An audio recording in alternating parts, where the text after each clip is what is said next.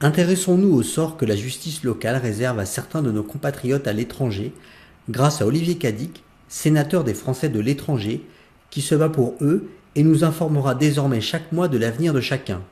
En ce mois de mai 2016, l'affaire Renaud Messonnier, victime du trafic de faux billets au Népal. Bonjour, je suis Olivier Cadic, sénateur des Français établis hors de France. Chaque mois, j'aurai le plaisir de vous retrouver sur news21.tv pour traiter de la rubrique Alerte, protection diplomatique.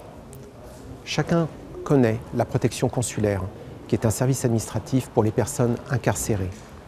Certains cas nécessitent une autre protection, une protection diplomatique. C'est de ces personnes-là dont je vous parlerai chaque mois. Je vais vous parler aujourd'hui de Renaud Messonnier, un jeune de 27 ans qui est incarcéré au Népal, à Katmandou. Ce dossier m'avait été présenté par Olivier Cigolotti, sénateur de la Haute-Loire. Renaud avait décidé de faire le tour du monde, sac au dos. Il avait économisé pour cela. En Thaïlande, dans la rue, au moment de passer la frontière vers la Birmanie, il a dû changer quelques euros en dollars. Il avait 100 dollars sur lui, quelques billets, 6 billets très exactement. En arrivant au Népal, on lui a demandé de payer son visa avec des dollars. Il a donc naturellement sorti les dollars qu'il avait échangés. Ces dollars se sont avérés être des faux. Renaud a été arrêté immédiatement pour trafic de faux billets.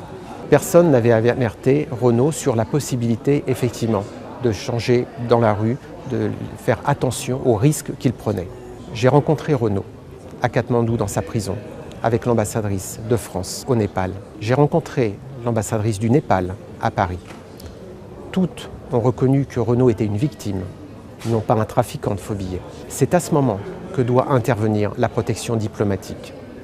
Comment faire en sorte qu'un Français qui est en fait victime ne se retrouve pas dans une situation de coupable et de condamné. Aujourd'hui, nous avons travaillé pour que Renaud soit reconnu comme étant une victime et que la plus haute juridiction le gracie. Certains de nos compatriotes ont besoin de cet accompagnement, de cette protection diplomatique. Pour nous, aujourd'hui, la question est de faire sortir Renaud le plus vite possible de prison. Il y est maintenant depuis plus de 6 mois. Pour Renaud, chaque jour qui passe en prison est un jour de trop.